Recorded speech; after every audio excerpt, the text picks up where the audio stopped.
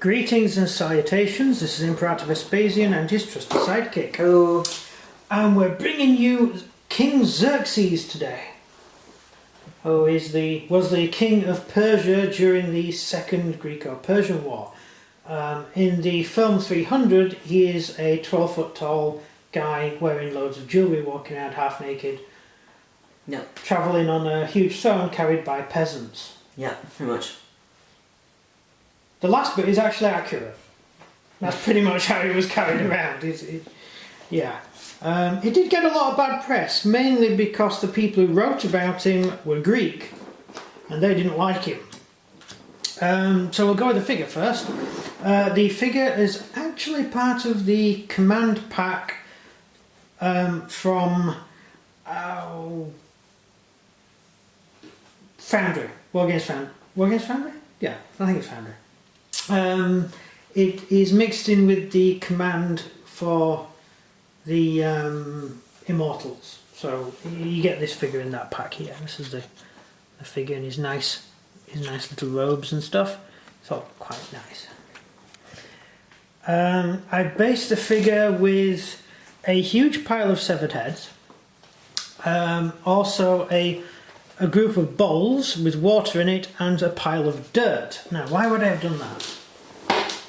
It's symbolic. Is it to show the Greeks? Or is it, no. It's to show how you can become...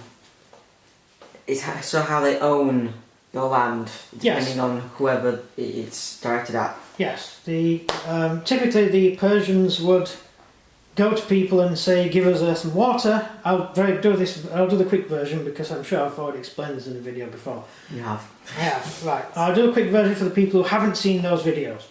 The Persians would say, give us some water and earth as a symbolic gesture, and people gave them a bowl of water and a bowl of a lump of earth, and that meant that Persia now owned your country, basically. And if you didn't, then that happened to you. You joined this huge pile of heads, which was something the Persians used to do. Odd chaps, the Persians. So originally, King Darius, he'd been having trouble from the Persians for a while. That's Xerxes' father. He'd been having trouble with the Greeks because he invaded. He occupied Ionia, which is modern day Turkey. It was all Greek at the time, and the Greek states in Turkey were the same as the Greek states in Greece, and they used to fight each other all the time, get into arguments and stuff, and rebel, and so there was lots of problems. And every time they rebelled, the Athenians, namely, also occasionally other Greek nations would come and help their brother nations in Turkey or Ionia and fight alongside them. And this really annoyed Darius. So things got a bit complex. The Athenians were trying to overthrow their king, their tyrant. They asked for help from the Persians. The Persians said, "Give us some earth and water," and the Greeks thought, "Wow, that's a great deal. Is that all you want?" And he said, "Yeah, great, earth and water will do." So they gave earth and water, and the Persians said, "Fine, we'll send a huge army to crush your king." Basically. As it turned out, the Spartans actually came in and helped them overthrow their king. Then they asked the Persians to help them overthrow the Spartans, because the Spartans refused to leave, which is what happens when a country helps you overthrow your king. And by the time the Persians actually arrived to help, the Athenians had actually defeated the Spartans, and the Spartans had gone home. So the Greeks said, "Please go away now, we don't need you anymore, thanks for coming." And the Persians said, "Yeah, but you gave us earth and water." And a guy turned up and started measuring up the Greek temples, ready to install one of the local gods. And, well, it didn't really work out well. They ended up with a war. Darius invaded. Darius was defeated. I've discussed that at length, so I'm not going to go into details with that. In the First Greco-Persian War at the Battle of Marathon. And not the Battle of Marathon, sorry. The Battle of Marathon, yeah. So Xerxes then decides to launch a second invasion after his father's death. His father was supposed to invade again, but he got himself killed in Egypt, putting down a rebellion. So he ends up having to raise an army and go and fight the Greeks himself. Xerxes... Should we go into the actual guy himself for a bit? Right. Xerxes was the son of Darius. He was one of many sons of Darius. All of his brothers served as commanders in the army. One was killed by the Spartans at the Battle of Thermopylae. It was a family affair, really, the Persian Empire. They were taken over by this family of generals. And the story goes, you see in the 300 film where he wanders off into the desert covered in magic linen and comes back a god. Well, the actual story was he got locked in a corridor with a lion or a tiger, one of those big cat things with scary claws, and so he had to fight it in hand-to-hand combat and kill it. That's the legend. I think the Greek version's probably more realistic. Yeah, how he adapted that. Yeah, probably quite a cultured guy. He led his army into Greece, and he had some rather dodgy advisors who really didn't help. Well, then again, it might have helped had their plans worked. I really don't think the people in command of the Persian army understood the Greeks. There was a serious culture clash between the two, and how the Persia had conquered kingdom after kingdom after kingdom, and they'd never had any trouble conquering kingdoms until they came up on the Greeks, and they could really have done with a little bit better advice on the field. They did, of course, receive advice. There was the ex-king of Athens, the guy who fled. He was advisor to the Persian army, but they didn't listen to him. It's a bit complex. And of course, Queen Artemisia as well was a Greek herself. But again, that's another video. I don't want to sort of cram everything into one video. This is about Xerxes. Yeah, this is mainly about Xerxes, and we're trying to avoid some subjects. As to the man, he crossed into southern Europe, trying a little raid into southern Europe. It didn't work out, they lost. But when they were crossing the river, they found out the river's name was something to do with the word seven, or the number seven, the seventh river or something. It was called the seventh crossing. And so he was so impressed with this, he ordered 7 boys and 7 girls to be buried alive next to the bridge he was building. Oh, that's very normal. Yeah, burying people alive was a Persian thing. It's like the worst way to go out. Yeah, and they buried people alive all the time. Like the Romans used to crucify people, the Greeks used to throw people off cliffs. The Saxons hung, drawn and quartering. Hung, drawn and quartering, yes. And the Normans just killed everyone in any way they possibly could. They just went around killing people, they had no reason to do it, just did it. So every culture has its own thing. The Celts famously put people in wicker men and set fire to them. And the Vikings cut your head off and put it on a spike. That too, yeah. So actually that's more the Danes. I don't think the Vikings were into severing heads all that much, were they? Yeah, too busy getting their asses handed to them. Yeah, right. They conquered Britain, you know. The Vikings? Yeah. They didn't. They did. They conquered the whole of Britain apart from one small little enclave. Even though... And from that enclave, the British reconquered Britain. But on the Battle Battle of Hastings, handed them their asses back, and then ran away. Stamford Bridge. Yeah. The Vikings didn't really... The Vikings lost at Stamford Bridge. But the Vikings who fought at Stamford Bridge, many of them fought in the British Army against the Normans. So after the Vikings lost, many joined the British Army to fight the Normans. mean, what was left? What was left? Yes, I would assume they picked their armour up as well while they're at it. Anyway, so where had I got to? Yeah, odd sort of chap, Xerxes. So he then carries on his campaign against the Greeks. They fight the Battle of Marathon. The Battle of Thermopylae, which of course is a loss for the Greeks. King Leonidas dies with his 300 Spartans, and lots of songs were written about it.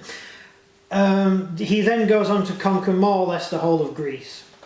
Unfortunately, the Greeks just got on boats and sailed away, and just kept harrying at the Persians, kept cutting their supply lines, kept annoying them. Eventually the Persians couldn't keep their whole army in Greece, and so he had to withdraw about 2/3 of his army back to Persia, and left about 1/3 of the army there. About 40,000 soldiers he left in Greece. And that's another story. But so when Darius gets back, he ends up having to put down a huge war, in a civil war, coming from Egypt again, and Babylon. Now this is a problem with the Persian Empire. The Persian Empire was enormous. It was absolutely massive. It covered the known world. Greece was just a bit on the edge. And as far as the Greeks were concerned, they thought the Persians were just massive. They were terrified of the Persians until they fought them in battle. And then they realised actually the Persians were a pushover. But they had this massive army. Now, you've got a problem when you've got a really big army empire across a huge amount of territory. See, the Persian mindset was you're all part of the same empire. So you don't go to war with each other or anything, you're all part of this one united, happy, fluffy federation of planets, right? You're all happy and everything's cool. That was the Persian mindset, which is why they couldn't understand why the Greeks didn't want to join. It was strange to them. I mean, obviously how the Persians used to conquer countries, they would just turn up with a really large army and say, surrender, earth and water. And because the Persian army was so big, most countries would surrender, and most countries on their own couldn't fight the Persians even if they wanted to fight, because they simply didn't have enough men. They couldn't match the Persians in numbers. So Persia conquered this territory, and they had this sort of united mindset. Unfortunately, with any empire, you have countries that you've conquered which are rich, and countries you've conquered which are poor. And you have to balance that out, because otherwise, once you've got this big united empire, everyone living in the poorest country is going to move to the rich country. They're just going to wander over the border and live there, because you're part of the same empire. Right? This is a problem for the Persians. So what do you think they did to try and solve that problem? It's what all empires do, barring the Roman Empire. So what's their predicament? Well, their predicament is you have a huge empire. Many bits of it are extremely rich. I mean, the richest part of the Persian Empire was Babylon. Second richest was Egypt, and then moving on to the central area, which had quite a decent amount of cash.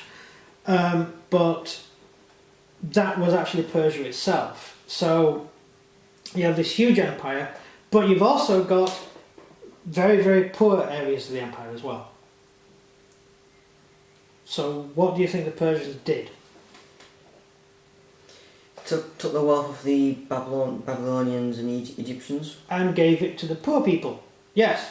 Which would annoy the Babylonians and the Egyptians. We raised taxes.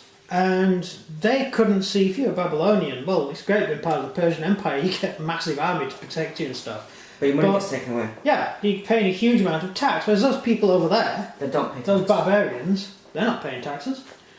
So you have a lot of disgruntled people, and when rebel leaders turn up, it might seem like a good idea to have a rebellion. Now, normally it would be impossible to rebel against the Persian Empire, but when it's just had its backside handed to it by the Greeks, that was a A chain, yeah. Kickstarter.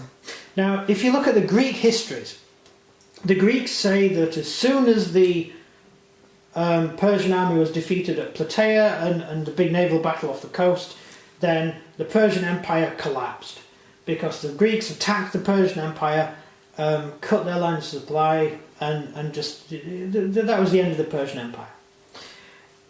Historically, many people disagree because Persia actually, straight after the Greco-Persian War, Xerxes went and built himself a really big palace. Now, on the sides of the palace, it's very interesting. On the sides of the palace, on the previous palace built by his father, there are frescoes showing people bringing tributes to King Darius. And it's just people bringing tributes, that's all it is. It's saying this is a palace and this is where tributes are brought. But the frescoes on Xerxes' palace show people bringing tribute, each one with a mortal guard. Okay. Now, one thing is maybe this is an honour guard that they've been given. Or maybe it's because Xerxes doesn't trust the emissaries. So the emissaries won't do anything because a immortal is watching them. Yeah. And you think about anybody visiting the palace from all over the empire, what they see is these huge frescoes on the wall, these huge depictions of people bowing before Xerxes, and everyone has an immortal stood with a spear next to it. Makes them worried so they won't try anything. Yeah. In other words, we're watching you. Yeah. So what you see is Persia begins to become very paranoid. And also empires that are paranoid tend to build big things. Because they're not worrying about expanding the empire, they're now worried about maintaining it. And the way they maintain it is by building huge buildings in the middle of their empire, and that's usually just before the empire falls apart. Look at Rome. Massive building projects, the Republic collapses. Massive building projects, you have the War of the Four Emperors, which would have been the end of the Roman Empire had it not been for Vespasian. So Persia now turns inwards and more or less runs along on rails until the Macedonians invade. But straight after the Greco-Persian War, there's these rebellions. Now, Xerxes decides he's going to build this huge palace, he needs to finance it. He can't raise taxes from many parts of his empire, and just so happenstance, Babylon has a huge statue of one of the Babylonian gods. And this statue is made of gold. And when a Babylonian king ascends to the throne, he has to take the hands of this statue in order to become the king. Right? Because he's shaking God's hand, or holding God's hand. Power is transferred from monarch to monarch through the hand of God. Right? That's how the Babylonian system works. So the Persians steal the statue. They take the statue away, melt it down, use it to pay for this huge building project they've just started. That's annoying. Yeah, that means that from now on the Babylonian kings have no legitimacy. They have just destroyed Babylonian society. They've just dismantled it. And so the Babylonians launched this huge rebellion, and really for the rest of the existence of the Persian Empire, Babylon is this, usually on its own but sometimes with friends, it's this rebellious area, and Persia has to maintain more and more troops in Babylon itself to try and dissuade rebellions, and it costs them more and more money. They're not expanding, they're not gaining new properties, new things to make money out of, and Persia just basically withers on the vine until finally King Alexander invades Persia and crushes it. Fair enough. Yeah. And the poor old chap, of course, dies at the hands of his own bodyguards. Which is a real shame. His own guards. Anyway, that is actually, I didn't mean really to go into the history of the Persian Empire. But this is Xerxes anyway. This is the man himself. Questions? What's his skills? Well, just a general, really. He can effectively he can whip the troops into fighting. As far as the Persians go, whipping troops was actually normal. The Persians had to whip soldiers forwards because they didn't want to fight. So you can +4 to a unit morale. 1 unit. I suppose you send down your enforcers to go and beat the unit up and force it to do something.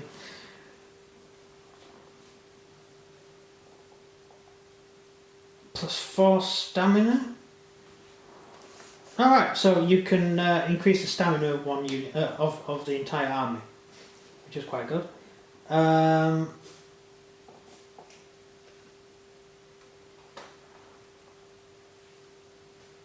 Well, I'm just reading. That's really it, really. I'm trying to think of what actually affects the game.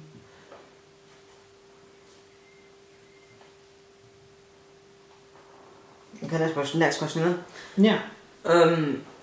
How did Xerxes get food and water to all across Egypt? No, not Egypt, all across Persia, because it's a massive desert. Well, not all Persia is a desert. Most of it is. Yeah, there's large areas of the desert. It's really interesting seeing the current civil war in Syria, and they show the BBC put on these maps of the huge areas held by the bad guys, who we can't name for legal reasons. And then the areas held by the good guys, and then the other guys who apparently aren't good, but you know. And that huge area held by the bad guys is desert. There's basically 3 roads with a little bit of grass. There's nothing there. But other bits of Syria are very well populated. They've got trees and farmland and all that sort of stuff. Whereas the bit held by the bad guys doesn't have any of that. It's a wasteland. So there are bits of every country that aren't particularly hospitable and bits that are. Persia spanned from India all the way to the border of Greece. You think of that territory. How many different types of terrain you're going to cross over? Yeah, there's deserts. There's also massive forests. There's massive stretches of steppe, of arable land, which you can graze animals on and grow crops. And of course the Babylonians had irrigated the desert as well. So Babylon could provide its own food with food to spare. Although the system wasn't working as well by the time Xerxes was in power, but yeah. So it's not all bad. It's there are a lot of places where people live and are perfectly happy there. Next question? Last one. Last one. We know the Greeks handed them their asses when they invaded Yes. Greece land. Yeah. Was there any other, apart from Babylon, which rebelled, that defeated the Persians? Yeah, the Southern Europeans. You mentioned them, yeah. Yeah, and the Russians as well. They also fought in Ukraine, what we would call Ukraine today, where the Sarkar lived. The Sarkar defeated the Persians, but and so did the southern the Thracians, the southern bit, Romania and that area around there, the Balkans. And they both defeated the Persians. But the reason they defeated them was because you have to cross massive rivers to get anywhere, and it's really hard keeping your troops fed. Really hard. And so the Persians sort of withdrew. Shortly before the Greco-Persian War, there was a Greek commander who was commanding Ionian Greek troops in the Persian army, and he was plotting a rebellion against Persia.